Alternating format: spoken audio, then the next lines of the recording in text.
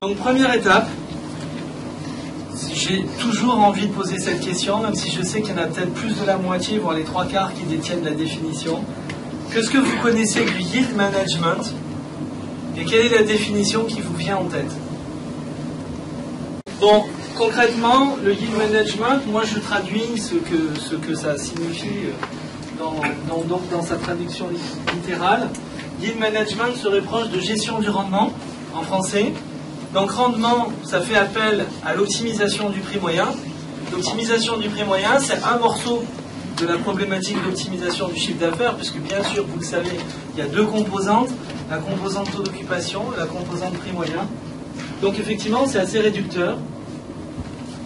Et pour étendre le champ du domaine du yield, on serait plutôt à même de dire que la technique de yield management n'a pas un unique objectif de gérer les rendements et d'optimiser le revenu global de la société.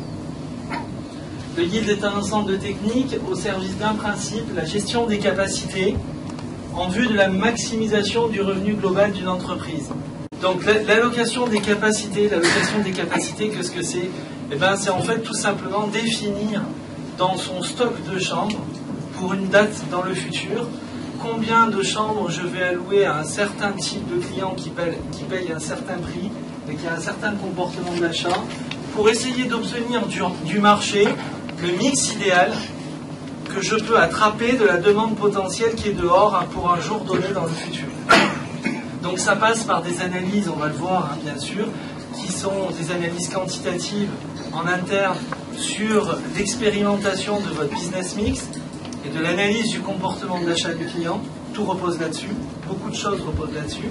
Et ensuite de données extérieures de l'activité qui sont les événements d'une ville, le positionnement tarifaire des concurrents, peut-être d'autres éléments encore qui vous viennent en tête. Le temps, la météo, ouais.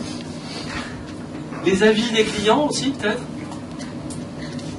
qui maintenant se manifestent de plus en plus, qui influencent la décision sur le prix et la décision d'acheter ou pas acheter.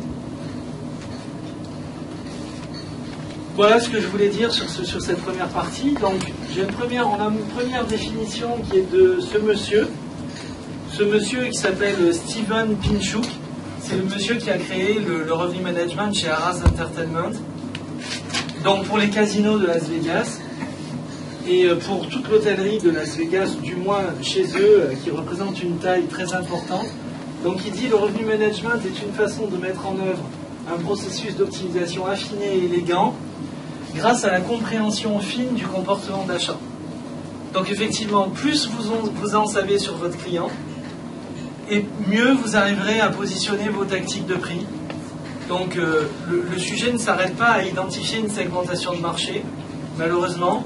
Il s'étend à connaître le délai de réservation de chacun des segments de clientèle, connaître la durée moyenne de séjour de chacun de ces segments de clients sur des périodes bien précises, de connaître aussi les habitudes de consommation de vos clients en termes de catégorie de chambres, en intégrant aussi l'élément de leur provenance, de leur marché, c'est-à-dire de leur nationalité, et les canaux de distribution qu'ils vont utiliser pour vous parvenir et pour réserver chez vous. Donc ça fait beaucoup de dimensions à analyser et à maîtriser pour arriver à décider le bon tarif sur la bonne période. Donc, par rapport à cette définition, qu'est-ce qu'est le revenu management pour nous? C'est un moyen d'augmenter les revenus et le niveau de service en comprenant la demande passée et en répondant à la demande future. Et c'est un processus de pilotage de l'activité. C'est surtout ça, c'est surtout une technique de gestion qui doit être partagée par toute votre organisation dans vos hôtels. Et ce n'est surtout pas un logiciel, un outil qui remplace l'expertise d'une équipe et un éventail de techniques de calcul mathématiques. Effectivement, ce qui est difficile, c'est d'entrevoir la projection du revenu management, parce qu'on sait tous que pour être efficace sur le positionnement tarifaire, il faut à un moment donné se projeter. Il faut du moins projeter l'activité et essayer de regarder ce qu'elle peut être dans le futur pour pouvoir se positionner sur le plan tarifaire. Et donc dans cette projection, il y a parfois, on sait que dans l'industrie, il y a des logiciels qui ont été créés pour ça, Ces logiciels, ils n'ont pas toujours fait leur preuve dans les dimensions où on voulait qu'ils le fassent, parce qu'ils sont parfois, malgré leur côté sophistiqué, déconnectés ou difficilement connectés à la vraie réalité du marché. Donc avec Emmanuel, on a utilisé pendant plus de 10 ans des logiciels de revenu management. On en a fait marcher plusieurs. Et on en a constaté qu'il y avait de très bons éléments dans ces outils et que sur le plan analytique, décortiquage de l'activité historique, décortiquage de l'activité en portefeuille pour bien comprendre les comportements d'achat des clients, c'était positif, c'était porteur et ça a amené beaucoup de valeur ajoutée. Par contre, confier à un outil le décisionnel tarifaire basé sur une prévision automatisée.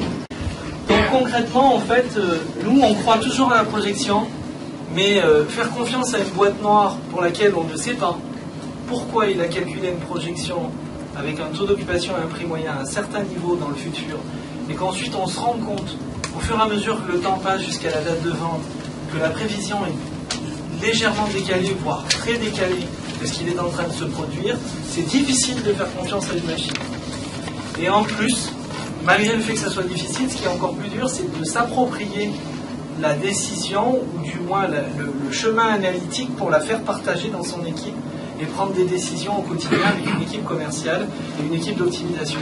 Donc c'est pour ça qu'on a créé des outils de pilotage qui sont très pragmatiques et qui prennent le meilleur de ces expériences et qui laissent de côté le côté non rationnel de la méthode. Casavana, lui, il dit l'objectif du revenu management est de maximiser la recette moyenne sur des pics d'activité, de maximiser le remplissage pendant les périodes creuses.